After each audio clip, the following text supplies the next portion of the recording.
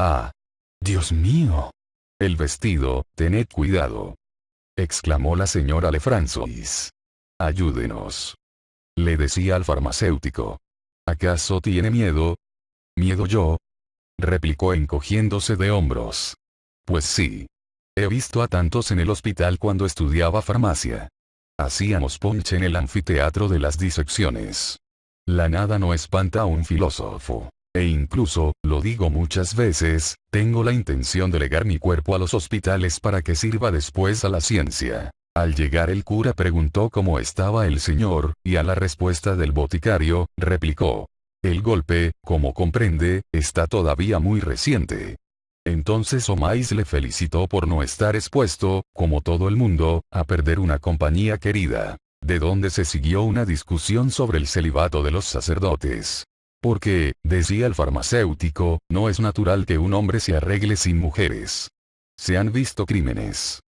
Pero caramba. Exclamó el eclesiástico, ¿cómo quiere usted que un individuo casado sea capaz de guardar, por ejemplo, el secreto de la confesión? Omais atacó la confesión, Bournisien la defendió, se extendió sobre las restituciones que hacía operar. Citó diferentes anécdotas de ladrones que de pronto se habían vuelto honrados, militares que habiéndose acercado al tribunal de la penitencia habían notado que se les caían las vendas de los ojos. Había en Friburgo un ministro. Su compañero dormía. Después, como se ahogaba un poco en la atmósfera demasiado pesada de la habitación, abrió la ventana, lo cual despertó al farmacéutico. Vamos, un polvito de rapé. Le dijo. Tómelo, le despabilará. En algún lugar, a lo lejos, se oían unos alaridos ininterrumpidos. ¿Oye usted ladrar un perro? Dijo el farmacéutico. Se dice que olfatean a los muertos, respondió. Es como las abejas. Escapan de la colmena cuando muere una persona. Omais no hizo ninguna observación sobre estos prejuicios, pues se había dormido. El señor Bournisien, más robusto, continuó algún tiempo moviendo los labios muy despacio. Después, insensiblemente, inclinó la cabeza, dejó caer su gordo libro negro y empezó a roncar. Estaban uno enfrente del otro, con el vientre hacia afuera, la cara abotargada, el aire ceñudo, coincidiendo después de tanto desacuerdo en la misma debilidad humana. Y no se movían más que el cadáver que estaba a su lado, que parecía dormir. Cuando Carlos volvió a entrar, no los despertó. Era la última vez. Venía a decirle adiós. Las hierbas aromáticas seguían humeando, y unos remolinos de vapor a su lado se confundían en el borde de la ventana con la niebla que entraba. Había algunas estrellas y la noche estaba templada. La cera de los cirios caía en gruesas lágrimas sobre las sábanas. Carlos miraba cómo ardían, cansándose los ojos contra el resplandor de su llama amarilla. Temblaban unos reflejos en el vestido de raso, blanco como un claro de luna. Emma desaparecía debajo, y a Carlos le parecía que, esparciéndose fuera de sí misma, se perdía confusamente en las cosas que la rodeaban, en el silencio, en la noche, en el viento que pasaba, en los olores húmedos que subían. Después, de pronto, la veía en el jardín de Tostes, en el banco, junto al seto de espinos, en el umbral de su casa, en el patio del Svertaux. Seguía oyendo la risa de los chicos alegres que bailaban bajo los manzanos. La habitación estaba llena del perfume de su cabellera y su vestido le temblaba en los brazos con un chisporroteo. Y era el mismo, aquel vestido. Estuvo mucho tiempo así recordando todas las felicidades desaparecidas. Su actitud, sus gestos, el timbre de su voz. Después de una desesperación venía otra, y siempre, inagotablemente, como las olas de una marea que se desborda. Sintió una terrible curiosidad. Despacio, con la punta de los dedos, palpitante, le levantó el velo. Pero lanzó un grito de horror que despertó a los que dormían. Lo llevaron abajo, a la sala. Después vino Felicidad a decir que el señor quería un mechón de pelo de la señora. «Córtelo», replicó el boticario. Y como ella no se atrevía, se adelantó él mismo, con las tijeras en la mano. Temblaba tanto, que picó la piel de las sienes en varios sitios. Por fin, venciendo la emoción, Omais dio 2 o 3 grandes tijeretazos al azar, lo cual dejó marcas blancas en aquella hermosa cabellera negra. El farmacéutico y el cura volvieron a sumergirse en sus ocupaciones, no sin dormir de vez en cuando, de lo cual se acusaban recíprocamente cada vez que volvían a despertar. Entonces el señor Bournisien rociaba la habitación con agua bendita y Omais echaba un poco de cloro en el suelo. Felicidad había tenido la precaución de poner para ellos, sobre la cómoda, una botella de aguardiente, un queso y un gran bizcocho. Por eso el boticario, que no podía más, suspiró hacia las 4 de la mañana. La verdad es que de buena gana me tomaría algo. El eclesiástico no se hizo rogar. Salió para ir a decir misa, volvió, después comieron y bebieron, bromeando un poco, sin saber por qué, animados por esa alegría vaga que nos invade después de sesiones de tristeza. Y a la última copa, el cura dijo al farmacéutico, dándole palmadas en el hombro: acabaremos por entendernos. Abajo, en el vestíbulo, encontraron a los carpinteros que llegaban. Entonces Carlos, durante 2 horas, tuvo que soportar el suplicio del martillo que resonaba sobre las tablas. Después la depositaron en su ataúd de roble que metieron en los otros 2. Pero como el ataúd era demasiado ancho, hubo que rellenar los intersticios con la lana de un colchón. Por fin, una vez cepilladas, clavadas y soldadas a las 3 tapas, la expusieron delante de la puerta. Se abrió de par en par la casa y empezó el desfile de los vecinos de Yonville. Llegó el padre de Emma. Se desmayó en la plaza al ver el paño negro. Capítulo 10. No había recibido la carta del farmacéutico hasta 36 horas después del acontecimiento. Y en atención a su sensibilidad, el señor Omais la había redactado de tal manera que era imposible saber a qué atenerse. El buen hombre cayó al principio como en un ataque de apoplejía. Después pensó que ella no había muerto. Pero podía estarlo. Por fin se puso la blusa, cogió el sombrero, sujetó una espuela a la bota y salió a galope tendido, y a todo lo largo de la carretera el tío Roault, jadeante, se consumía de angustia. Una vez, incluso, se vio obligado a bajar. Ya no veía, oía voces a su alrededor, tenía la sensación de volverse loco. Se hizo de día. Vio 3 gallinas negras que dormían en un árbol. Se estremeció espantado por este presagio. Entonces prometió a la Santísima Virgen 3 casullas para la iglesia y que iría descalzo desde el cementerio de Les Bertaux hasta la capilla de Basonville. Entró en Marone llamando desde lejos a la gente de la posada, derribó la puerta de un empujón, dio un salto sobre el saco de avena, echó en el pesebre una botella de sidra dulce, volvió a montar en su caballo que sacaba chispas con sus 4 herraduras. Se decía a sí mismo que sin duda la salvarían. Los médicos descubrirían un remedio, estaba seguro.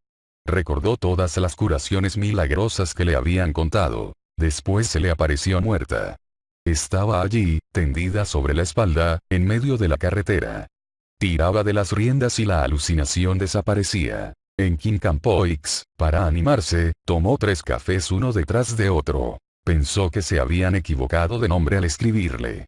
Buscó la carta en el bolsillo, la palpó, pero no se atrevió a abrirla. Llegó a suponer que quizás era una broma, una venganza de alguien, una ocurrencia de algún juerguista, y, por otra parte, si su hija hubiera muerto se sabría. Pues no. El campo no tenía nada de extraordinario. El cielo estaba azul, los árboles se balanceaban, pasó un rebaño de corderos. Vio el pueblo, le vieron galopar deprisa inclinado sobre el caballo, al que daba grandes latigazos y cuyas cinchas goteaban sangre. Cuando volvió en sí, cayó envuelto en llanto en brazos de Bovary. Mi hija. Emma. Mi niña. Explíqueme. Y Carlos respondió sollozando. No sé, no sé. Es una maldición. El boticario lo separó. Estos horribles detalles son inútiles. Ya informaré al señor. Está llegando gente. Un poco de dignidad, caramba.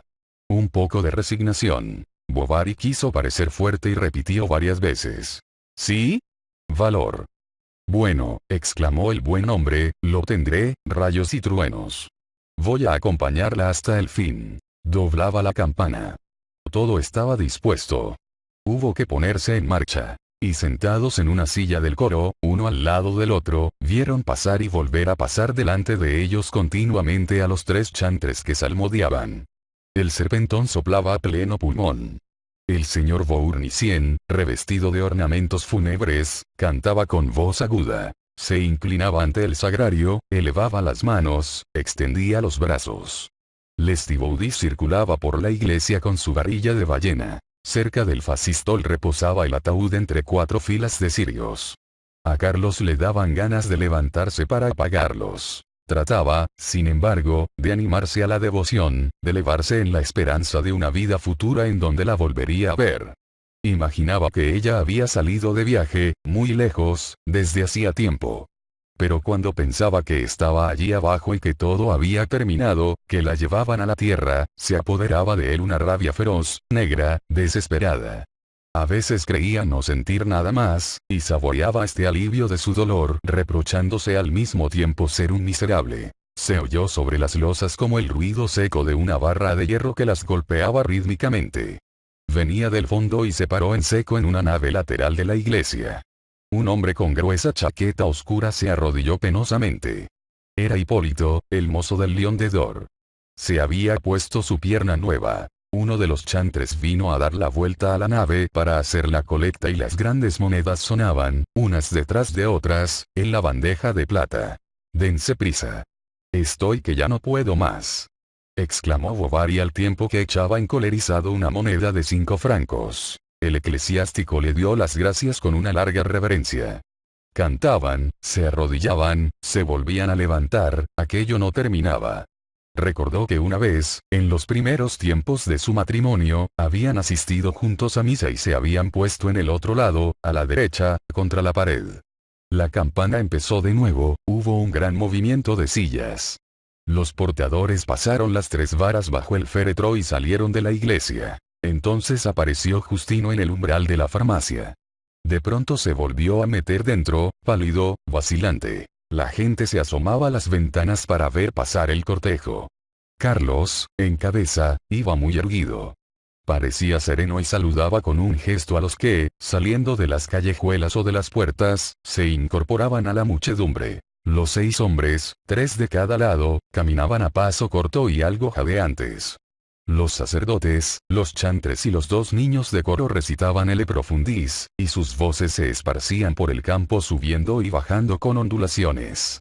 A veces desaparecían en los recodos del sendero, pero la gran cruz de plata seguía irguiéndose entre los árboles. Seguían las mujeres, tapadas con negros mantones con la capucha bajada. Llevaban en la mano un gran cirio ardiendo, y Carlos se sentía desfallecer en aquella continua repetición de oraciones y de antorchas bajo esos olores empalagosos de cera y de sotana. Soplaba una brisa fresca, verdeaban los centenos y las colzas, unas gotitas de rocío temblaban al borde del camino sobre los setos de espinos. Toda suerte de ruidos alegres llenaba el horizonte. El crujido lejano de una carreta a lo largo de las roderas, el grito de un gallo que se repetía o el galope de un potro que se veía desaparecer bajo los manzanos. El cielo claro estaba salpicado de nubes rosadas. La luz azulada de las velas reflejaba sobre las chozas cubiertas de lirios. Carlos, al pasar, reconocía los corrales. Se acordaba de mañanas como esta, en que, después de haber visitado a un enfermo, salía de la casa y volvía hacia Emma. El paño negro, sembrado de lentejuelas blancas, se levantaba de vez en cuando descubriendo el féretro. Los portadores, cansados, acortaban el paso, y el féretro avanzaba en continuas sacudidas, cabeceando como una chalupa a merced de las olas. Llegaron al cementerio. Los portadores siguieron hasta el fondo, a un lugar en el césped donde estaba cavada la fosa. Formaron círculo en torno a ella. Y mientras que el sacerdote hablaba, la tierra roja, echada sobre los bordes, corría por las esquinas, sin ruido, continuamente. Después, una vez dispuestas las 4 cuerdas, empujaron el féretro encima. Él la vio bajar lentamente. Por fin se oyó un choque, las cuerdas volvieron a subir chirriando. Entonces el señor Bournisien tomó la pala que le ofrecía Lestiboudis. Con su mano izquierda echó con fuerza una gran paletada de tierra, mientras que con la derecha aspergía la sepultura. Y la madera del ataúd, golpeada por los guijarros, hizo ese ruido formidable que nos parece ser el de la resonancia de la eternidad. El eclesiástico pasó el hisopo a su vecino. Era el señor Omáiz. Lo sacudió gravemente, y se lo pasó a su vez a Carlos, quien se hundió hasta las rodillas en tierra, y la echaba a puñados mientras exclamaba: «¡Adiós!». Le enviaba besos. Se arrastraba hacia la fosa para sepultarse con ella. Se lo llevaron. Y no tardó en apaciguarse, experimentando quizás, como todos los demás, la vaga satisfacción de haber terminado. El tío Robault, al volver, se puso tranquilamente a fumar una pipa, lo cual Omais, en su fuero interno, juzgó poco adecuado. Observó igualmente que el señor Binet se había abstenido de aparecer, que Tuvache se había largado después de la misa, y que Teodoro, el criado del notario, llevaba un traje azul, como si no se pudiera encontrar un traje negro, ya que es la costumbre, ¿qué diablos? Y para comunicar sus observaciones, iba de corro en corro. Todos lamentaban la muerte de Emma, y sobre todo Leureux, que no había faltado al entierro. Pobre señora. Qué dolor para su marido. El boticario decía. Sepan ustedes que, si no fuera por mí, podría haber atentado contra su propia vida. Una persona tan buena. Y decir que todavía la vi el sábado pasado en mi tienda. No he tenido tiempo, dijo Omais, de preparar unas palabras que hubiera pronunciado sobre su tumba. De regreso, en casa, Carlos se cambió de ropa, y el tío Robault volvió a ponerse la blusa azul. Estaba nueva, y como durante el viaje se había secado muchas veces los ojos con las mangas, había desteñido en su cara. Y la huella de las lágrimas hacía unas líneas en la capa de polvo que la ensuciaba. La señora Bovary madre estaba con ellos. Los tres estaban callados. Por fin, el buen hombre suspiró. ¿Se acuerda, amigo mío, que fui a Tostes una vez, cuando usted acababa de perder a su primera difunta? En aquel tiempo le consolaba. Encontraba algo que decirle. Pero ahora. Después, con un largo gemido que le levantó todo el pecho. Ah. Para mí se acabó todo. Ya ve usted. He visto morir a mi mujer, después a mi hijo, y ahora, hoy, a mi hija. Quiso volverse enseguida a Les Bertaux diciendo que no podría dormir en aquella casa. Ni siquiera quiso ver a su nieta. No. No. Sería una despedida demasiado dolorosa. Pero le dará muchos besos. Adiós. Usted es un buen muchacho. Y, además, jamás olvidaré esto, dijo golpeándose el muslo. No se preocupe, seguirá recibiendo su pavo. Pero cuando llegó al alto de la cuesta, volvió su mirada como antaño la había vuelto en el camino de San Víctor, al separarse de ella. Las ventanas del pueblo estaban todas resplandecientes bajo los rayos oblicuos del sol que se ponía en la pradera.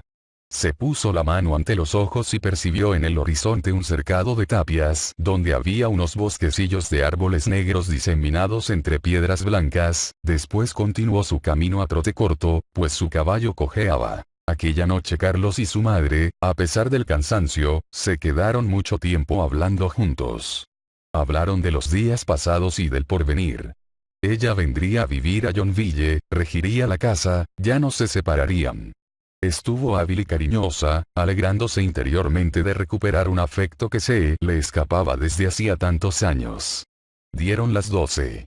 El pueblo, como de costumbre, estaba en silencio, y Carlos, despierto, seguía pensando en ella.